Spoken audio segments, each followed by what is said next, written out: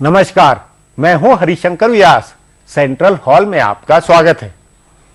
मार्क्सवादी communist party अपने यहां वाम मोर्चे की झंडा बरदार पार्टी है। इसकी धुरी पर तीसरे मोर्चे या संयुक्त मोर्चे का गठन होता रहा है, पर अब सीपीएम खुद कंफ्यूज्ड है।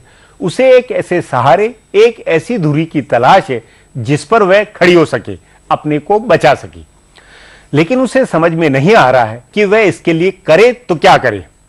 पॉलिट ब्यूरो की 2 दिन की बैठक और उससे पहले अगस्त में केंद्रीय समिति की बैठक में रास्ता नहीं निकला।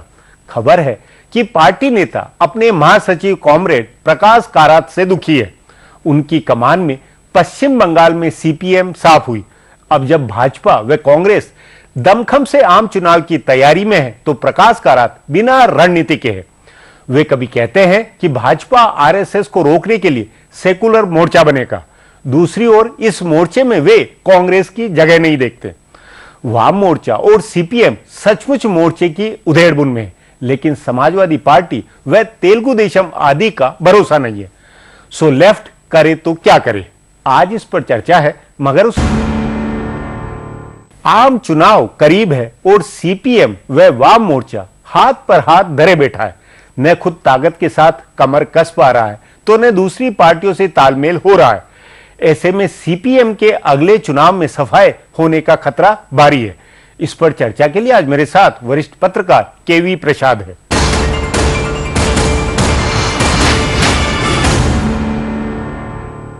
प्रसाद जी, लोकसभा चुनाव में अब ज्यादा वक्त नहीं है। भाजपा और कांग्रेस दोनों करो मरो के अंदाज में तैयारी कर रहे हैं, लेकिन तीसरी धुरी जो है, जो लेफ्ट है, सीपीएम है, वो कहीं कुछ करते नजर नहीं आ रहे। हालांकि उनकी केंद्रीय समिति की बैठक भी हुई है, पॉलिट ब्यूरो की भी हुई है, लेकिन कुल मिलाकर सीपीएम और वाम मोर्चा कंफ्यूजन के मुकाम में नहीं लग रहा आपको? इन तमाम सारे पार्टियों के सामने एक समस्या है। वो चूंकि कांग्रेस का समर्थन नहीं करना चाहते पूरी तरह से, बीजेपी का तो सवाल ही नहीं पैदा होता, तो वो अपना, और आपको याद होगा कि 2012 में जब कोझिकोड में सीपीएम की पार्टी कांग्रेस हुई थी, वहां जो लाइन तय हुई थी, वो लाइन ये थी कि भाई आगे तीसरे विकल्प की तलाश किस स्तरीय पे हो, और उसके लिए मापदंड जो उन्हें रखें कि हम स्ट्रगल्स करें, हम अलग अलग आंदोलन करें, ताकि विचारधारा पे हम इकट्ठे हों, ना कि सिर्फ चुनावी रणनीति को और चुनाव से पहले हम इकट्ठे ना हो।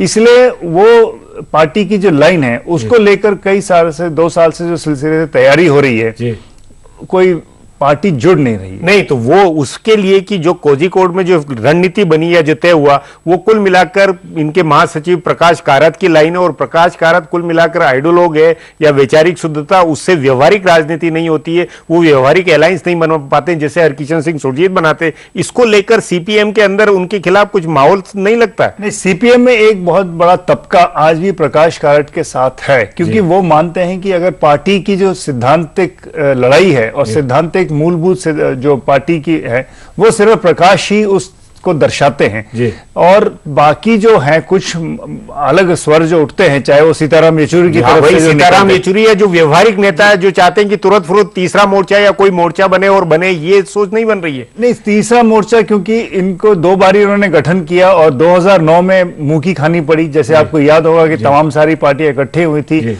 और उस वक्त आपको याद होगा एक बहस छिड़ी थी कि बीजू जनता दल को इन्होंने अपने में शामिल किया था, तो पार्टी में एक ये भी स्वर उठा था कि अभी बीजेपी जनता दल हाल फिलहाल में ही बीजेपी के साथ तोड़ के आई है नाता, और आपने एकदम तुरंत उनको जमा कर लिया अपने साथ, तो उसको लेके भी अच्छा खासा विचार, मतलब विरोध रहा उसमें। नहीं, लेकिन ये भी एक बात है कि जब नरेंद्र मोदी को इतनी आक्रामकता के साथ भाजपा कर रही है, और भाजपा संघ को लेकर जिस तरह चुनाव लड़ने का और माहौल बना रही है, उसमें प्रकाश कारात ने यह कहा था कि नहीं, वक्त की जरूरत है कि एक सेकुलर फ्रंट बने, लेकिन फिर सेकुलर फ्रंट के साथ वो उसमें कांग्रेस को शामिल नहीं करना चाहते हैं। तो ये कंफ्यूजन नहीं है कि वो करना क्या चाहते हैं? सेकुलर उनके लिए पहली प्रायोरिटी है, कांग्रेस गैर कांग्रेसवाद पहली है? सेकुलरिटी तो सेकुलर जो उनकी है कि उसके लिए तो तैयारी कर रहे हैं वो, लेकिन उनको कांग्रेस उसमें नहीं कर दिखती। उसकी वजह साफ है कि उनकी आर्थिक नीतियों को लेकर उनको काफी सारी विपत्ति है, साथ ही साथ विदेश नीति नहीं। पर अगर बीजेपी आती हुई लगे या नरेंद्र मोदी की चुनौती बड़ी लगे, तो क्या नहीं लगता कि प्रकाश कारात अंततः कांग्रेस के आगे करके कांग्रेस का समर्थन करने की तरफ जाएंगे?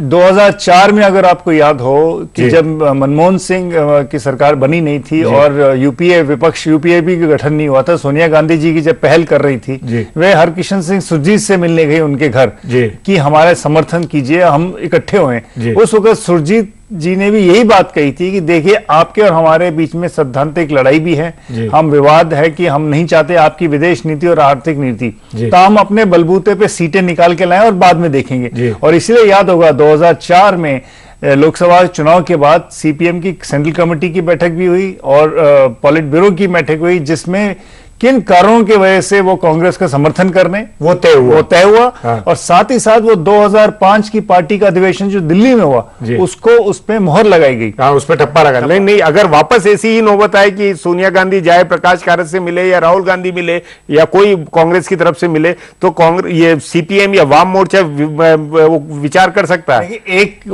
कांग्रेस के साथ सिद्धांत मूलभूत तरीके से तो नहीं जाते दिख रहे, क्योंकि एक तो पार्टी का लाइन ऐसे ही है, क्योंकि एंटी, और उनका ये मानना है कि आज बीजेपी सरकार में नहीं है, बीजेपी को मतलब आज सरकार में कांग्रेस और कांग्रेस के नेतृत्व में जदयू यूपीए की सरकार है जिसके वो खिलाफ है। जी, मतलब पहली जरूरत, पहला जो प्राथमिकता प्रकाश कारत का ये कि जो क्योंकि सत्ता में कांग्रेस है इसलिए इसके साथ कतई नहीं जुड़ सकते समर्थन। आज की तारीख में उनको नहीं लग रहा कि बीजेपी एक इतना बड़ा थ्रेट है, बीजेपी है, लेकिन उनका आपस में जो है कि अभी नरेंद्र मोदी, कुछ वाम नेताओं का यह भी मानना है नरेंद्र मोदी जिस तेजी से चल रहे हैं वही उनको कहीं ना कहीं नुकसान दे। ये लेफ्ट में एक विचार है, लेकिन वो भी बहुत भारी विचार है, ऐसा नहीं कहूंगा। कुल मिलाकर अभी फिलहाल वाम मोर्चा सीपीएम अकेले ही चलने के मूड में है। अलायंस का उसका भी कोई ब्लूप्रिंट बना नहीं है। अलायंस का तो ब्लूप्रिंट नहीं बना है, लेकिन हाँ 30 तारीख अक्टूबर को एक सम्मेलन कर रहे हैं दिल्ली में, कन्वेंशन सेक्युलरिज्म को लेकर। उसमें वो तमाम सारी पार्टियों को, बीजू जनता दल को भी न्योता दे रहे हैं और साथ ही साथ कई सारे बुद्धिजीवियों को